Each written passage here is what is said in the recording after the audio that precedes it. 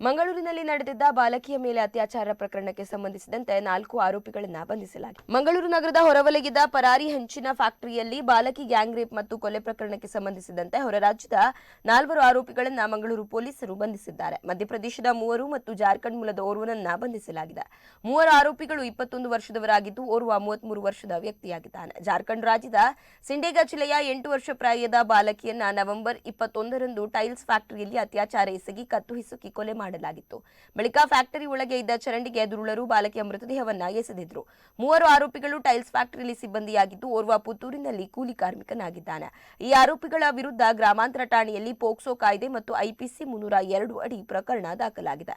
4 ಜನ ಆರೋಪಿಗಳ ಪೈಕಿ 3 ಬಾಲಕಿಗೆ ಲೈಂಗಿಕ ದೌರ್ಜನ್ಯ ಎಸಗಿರುವುದು ದೃಢವಾಗಿದೆ. 2 ಆರೋಪಿಗಳು ಈ ಹಿಂದೆಯೂ ಬಾಲಕಿಗೆ ಲೈಂಗಿಕ ದೌರ್ಜನ್ಯ ಎಸಗಿದ್ದಾರೆ.